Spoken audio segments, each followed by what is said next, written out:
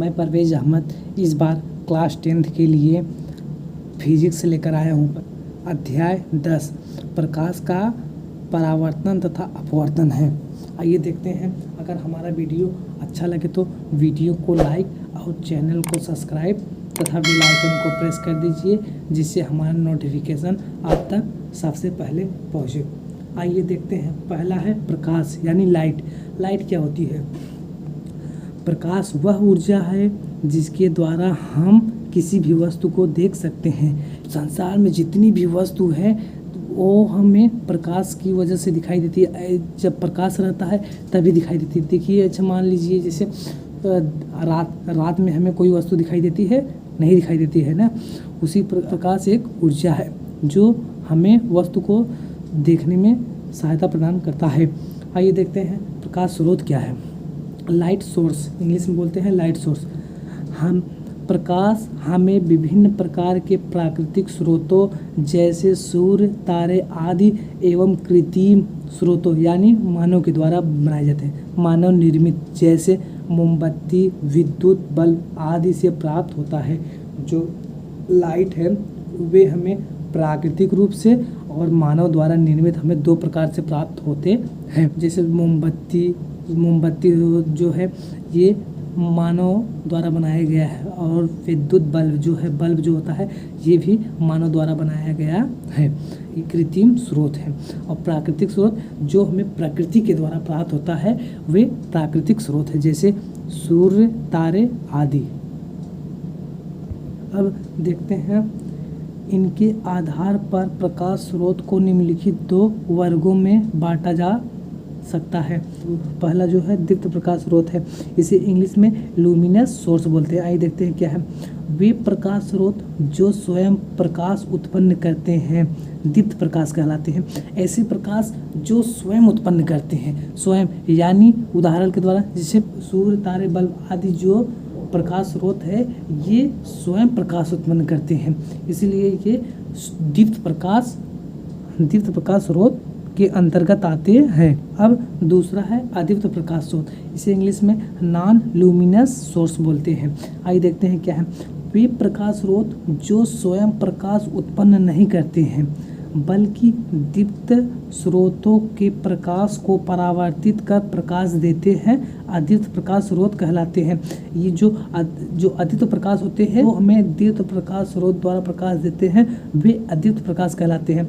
जैसे चंद्रमा, यह सूर्य के प्रकाश के परावर्तन होने पर ही चमकता है। जब सूर्य का परावर्तन होगा तभी चंद्रमा चमकता रहता है। ये स्वयं प्रकाश नहीं देते। इसी कारण ये अदीप्त प्रकाश स्रोत के अंतर्गत आते हैं। अब देखते हैं प्रकाश के गुण, प्रॉपर्टी ऑफ लाइट। आइए देखते हैं प्रकाश के कौन कौन से गुण होते हैं। पहला है प्रकाश सरल यानी सीधी रेखा में गमन करता है। प्रकाश जो होता है वो एकदम सीधी रेखा में चलता रहता है, इसीलिए सीधी रेखा में चलता रहता है। और दूसरा जो है प्रकाश विद्युत चुंबकीय तरंग है, इसलिए इसे संचरण के लिए माध्यम की आवश्यकता नहीं होती है। प्रकाश जो होता है उन्हें चुंबकीय तरंग है, चुंबकीय तरंग मतलब अपनी तरफ आकर्षित करता है, इसी कारण इन्हें संचरण यानी चलने के लिए किसी माध्यम की आवश्यकता नहीं होती है। अब तीसरा है प्रकाश पारदर्शी वस्तुओं की छाया बनाता है। पारदर्शी वस्तुएं उन्हें कहते हैं जिनमें से सूर्य का प्रकाश आर पार नहीं हो पाता है, उन्हें अपारदर्शी वस्तुएं कहते हैं। अब चौथा देखते हैं। चमकदार पृष्ठों से प्रकाश परावर्तित हो जाता है। जब प्रकाश किसी चमकदार पृष्ठ पर पड़ता है तो वो तुरंत परावर्तित हो जाता है। और पांचवा जो है प्रकाश की चाल निर्वात में 3 × 10⁸ मीटर पर सेकंड होती है। प्रकाश की जो चाल होती है ना वो निर्वात में 3 × 10⁸ मीटर प्रति सेकंड होती है। अब देखते हैं प्रकाश का परावर्तन, रिफ्लेक्शन ऑफ लाइट। किसी भी वस्तु से प्रकाश जब टकरा कर के वापस आता है तो उसे प्रकाश का परावर्तन कहते हैं। जो प्रकाश है ना जब वो किसी वस्तु से टकरा करके वापस आता है तो उन्हें ही प्रकाश का परावर्तन कहते हैं। अब प्रकाश के परावर्तन के नियम, law of reflection of light. प्रकाश के परावर्तन के दो ही नियम है, आगे देखते हैं। पहला क्या है, आपतन कोण परावर्तन कोण के बराबर होता है, और दूसरा जो है आपतित किरण, परावर्तित किरण तथा आपतन बिंदु तीनों एक ही तल में होते हैं। यहाँ पर देखिए, यहाँ पर आपतित किरण ये तल पे आकर यहाँ पर इस बिंदु पर गिर रहा है, फिर उसी माध्यम में निकल जा रहा है। यहाँ पर जो कोण बनता है उसे आपतन कोण को आई से प्रदर्शित करते हैं, और जब निकलता है तो इसके बीच जो कोण बनता है इसे जब परावर्तित होता है तो इनके बीच जो कोण बनेगा उन्हें परावर्तन कोण यानी आर के द्वारा प्रदर्शित करते हैं। तो हो गया, यही पहला नियम है ना, आपतन कोण यानी आई और परावर्तन कोण यानी आर के बराबर होता है। जितना आई होगा उतना ही आर होता है। और दूसरा नियम जो है, आपतित किरण, परावर्तित किरण तथा आपतन बिंदु तीनों एक ही तल में होते हैं। देखिए, जब यहाँ पर आपतित किरण यहाँ पर आती है, अब इसी माध्यम में पूरा लौट जाती है, और ये जो अभिलंब है ये तीनों एक ही तल में होते हैं। ये प्रकाश के परावर्तन का दूसरा नियम है। अब देखते हैं प्रतिबिंब क्या है, रिफ्लेक्शन। प्रतिबिंब वहाँ बनता है जिस बिंदु पर कम से कम दो परावर्तित किरणें प्रतिच्छेदित होती है या प्रतीत होती है। प्रतिबिंब वहाँ बनता है जिस बिंदु पर कम से कम दो परावर्तित किरणें प्रतिच्छेदित होती है। कम से कम दो परावर्तित किरणें प्रतिच्छेदित होती है या प्रतीत होती है। प्रतिबिंब के दो प्रकार होते हैं। पहला देखिए, वास्तविक प्रतिबिंब, एक्चुअल रिफ्लेक्शन, और दूसरा जो है आभासी प्रतिबिंब यानी वर्चुअल रिफ्लेक्शन। आइए देखते हैं वास्तविक प्रतिबिंब, एक्चुअल रिफ्लेक्शन क्या है। जब किरणों के समूह दर्पण से परावर्तन के बाद जिस बिंदु पर मिलते हैं उन्हें वास्तविक प्रतिबिंब कहते हैं। यानी देखिए, यही जिसे है दर्पण, यही है जब यहाँ से प्रकाश आती है, मान लीजिए ये ध्रुव हो गया, जब प्रकाश किरण यहाँ से, प्रकाश किरणों का समूह जब यहाँ से आती है और जिस बिंदु पर मिलती है, ये जिस बिंदु पर मिलती हैं उन्हें ही वास्तविक प्रतिबिंब कहते हैं। दूसरा है आभासी प्रतिबिंब, अवास्तविक काल्पनिक, इसे इंग्लिश में वर्चुअल रिफ्लेक्शन बोलते हैं। आइए देखते हैं क्या है।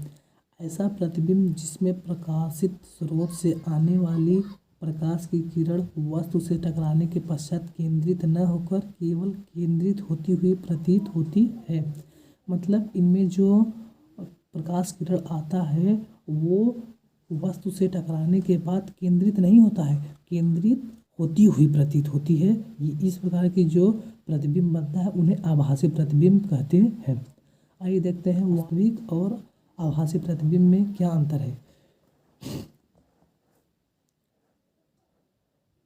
पहला जो है, वास्तविक प्रतिबिंब जो होता है सदैव उल्टा बनता है, और आभासी प्रतिबिंब जो है सदैव सीधा बनता है। और वास्तविक प्रतिबिंब पर्दे पर प्राप्त कर सकते हैं। वास्तविक प्रतिबिंब जो होता है उन्हें हम पर्दे पर प्राप्त कर सकते हैं, और आभासी प्रतिबिंब पर्दे पर प्राप्त नहीं कर सकते। आभासी प्रतिबिंब को हम पर्दे पर प्राप्त नहीं कर सकते। तीसरा है, यह दर्पण के बाईं ओर बनता है। जो वास्तविक प्रतिबिंब होता है वो दर्पण के बाईं ओर बनता है, मतलब इधर बनता है, और आभासी प्रतिबिंब जो है वो दर्पण के पीछे बनता है। और चौथा जो है अवतल दर्पण, जो वास्तविक प्रतिबिंब बनता है वे केवल अवतल दर्पण या उत्तल लेंस में केवल वास्तविक प्रतिबिंब बनता है, और आभासी प्रतिबिंब जो है वो उत्तल दर्पण, समतल दर्पण और अवतल दर्पण तीनों में आभासी प्रतिबिंब बनता है। अब देखते हैं समतल दर्पण द्वारा प्रतिबिंब कैसे बनता है, ये देखते हैं। यहाँ पर देखिए, ए बी जो है ये वस्तु है, ये ए बी जो है ये वस्तु है। जब समतल दर्पण पर पड़ता है तो यहाँ पर ए डैश बी डैश जो है ये प्रतिबिंब बन रहा है, प्रतिबिंब, ये जो है प्रतिबिंब है। यहाँ पर देखिए समतल दर्पण, यहाँ पर आपतित किरण जो है यहाँ से इस बिंदु पर पड़ने के पश्चात इधर निकल जा रहा है, ये है आपतित किरण। आपतित किरण, आपतित किरण इधर आने के पश्चात दर्पण से टकराने के पश्चात परावर्तित हो जाता है, ये है परावर्तित किरण।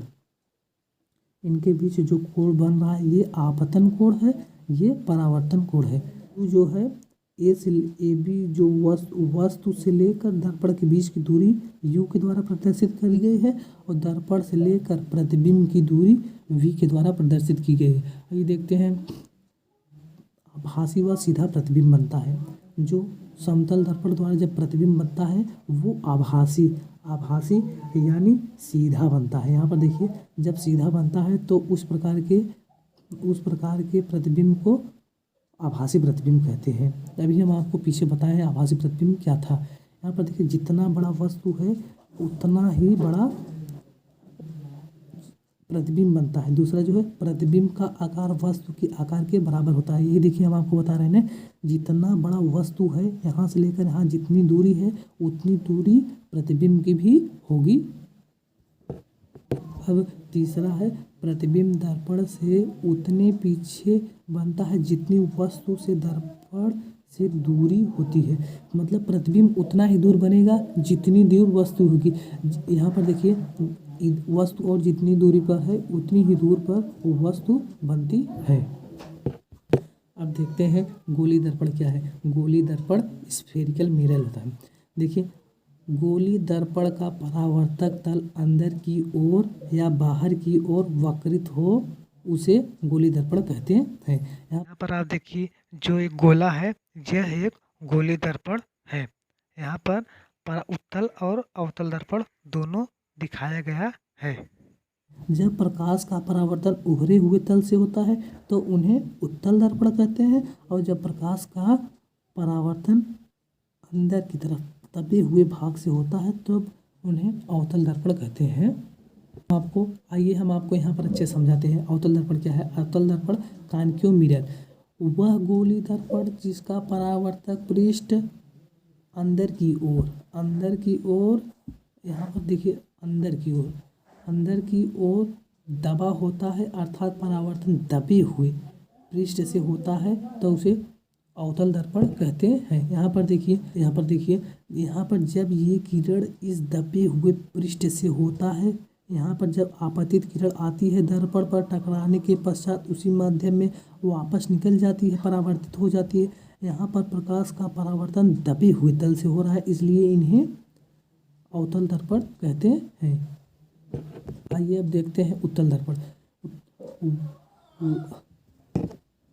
वह गोली दर्पण जिसका परावर्तक पृष्ठ बाहर की ओर मतलब उभरा होता है अर्थात परावर्तन उभरे हुए पृष्ठ से होता है उत्तल दर्पण कहलाता है। यहाँ पर देखिए जब आपतित किरण उभरे हुए तल पर आती है फिर ये परावर्तित हो जाती है तो इस प्रकार के दर्पण को उत्तल दर्पण कहते हैं। आइए देखते हैं सभी का उपयोग। उत्तल दर्पण का उपयोग आइए देखते हैं। पहला है वाहनों के पश्च दृश्य दर्पण में उत्तल दर्पण का प्रयोग करते हैं क्योंकि यह सदैव सीधा प्रतिबिंब बनाता है। इससे ड्राइवर पीछे से आ रही वाहनों को देख सकता है। जो वाहनों में जो शीशा लगा होता है उनमें उत्तल दर्पण का प्रयोग किया जाता है। उत्तल दर्पण का प्रयोग किया जाता है इसीलिए वस्तु उन्हें सीधा दिखाई देती है। यदि अवतल दर्पण का अगर प्रयोग किया जाए तो उसमें उल्टा दिखाई देंगी और एक्सीडेंट होने की संभावना बढ़ जाती है। ये देखते हैं दूसरा, स्ट्रीट लाइट के एक बड़े क्षेत्र पर प्रकाश डालने के लिए उत्तल दर्पण का प्रयोग करते हैं। स्ट्रीट लाइट में भी उत्तल दर्पण का प्रयोग करते हैं। तीसरा जो है बड़े शॉपिंग स्टोरों में ग्राहकों की गतिविधियों को मॉनिटर करने के लिए यानी देखने के लिए शॉपिंग मॉल में भी उत्तल दर्पण का प्रयोग किया जाता है। अब देखते हैं उत्तल दर्पण के क्या क्या प्रयोग हैं। पहला जो है टार्च सर्च लाइट एवं ग्राहकों के हेडलाइट में प्रयोग किया जाता है। अवतल दर्पण का प्रयोग जो होता है टार्च लाइट एवं वाहनों के हेडलाइट में भी किया जाता है। दूसरा सेविंग दर्पण में भी अवतल दर्पण का प्रयोग किया जाता है। और अब देखते हैं तीसरा, दंत विशेषज्ञ जिन्हें डेंटिस्ट कहते हैं द्वारा दांतों का बड़ा प्रतिबिंब देखने के लिए किया जाता है। इनका जो डॉक्टर होते हैं, डेंटिस्ट जो होते हैं, वे दांतों को बड़ा प्रतिबिंब देखने के लिए अवतल दर्पण का प्रयोग करते हैं। और चौथा और लास्ट जो है, सौर भट्ठी में सूर्य के प्रकाश को केंद्रित करने के लिए भी किया जाता है। सौर भट्ठी में भी प्रकाश को केंद्रित करने के लिए अवतल दर्पण का प्रयोग किया जाता है। आइए अब देखते हैं गोली दर्पण से समानता प्रयुक्त होने वाले कुछ शब्द जो हैं गोली दर्पण से प्रयुक्त होते हैं। पहला जो है ध्रुव किन्हें कहते हैं, आइए देखते हैं। गोली दर्पण के परावर्तक पृष्ठ के केंद्र को दर्पण का ध्रुव कहते हैं। ये जो गोली पृष्ठ जहाँ से परावर्तक पृष्ठ देखिए यहीं से होगा, जब किरण आएगी यहीं पर आएगी। परावर्तक पृष्ठ को केंद्रित यहाँ पर जो केंद्र है उन्हीं को दर्पण का ध्रुव कहते हैं और इन्हें P से प्रदर्शित करते हैं। दर्पण के ध्रुव को P से प्रदर्शित करते हैं। अब दूसरा है मुख्य अक्ष। देखते हैं मुख्य अक्ष क्या है। गोली दर्पण की ध्रुव तथा वक्रता त्रिज्या से गुजरने वाली एक सीधी रेखा को मुख्य अक्ष कहते हैं। यहाँ पर देखिए गोली जो दर्पण है, यहाँ से ध्रुव, ये हो गया ध्रुव तथा वक्रता त्रिज्या, ये आर से गुजरने वाली रेखा को दर्पण मुख्य अक्ष कहते हैं। वक्रता केंद्र, आइए देखते हैं वक्रता केंद्र। गोली दर्पण का परावर्तक पृष्ठ एक गोले का भाग है। इस गोले का केंद्र गोली दर्पण का वक्रता केंद्र कहलाता है।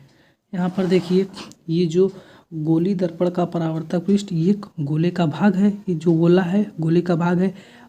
इस गोले के केंद्र, जो गोले का केंद्र यहाँ पर जो है, गोले का केंद्र जो है ये सी, इसी को ही वक्रता केंद्र कहते हैं। वक्रता केंद्र को सी से प्रदर्शित करते हैं।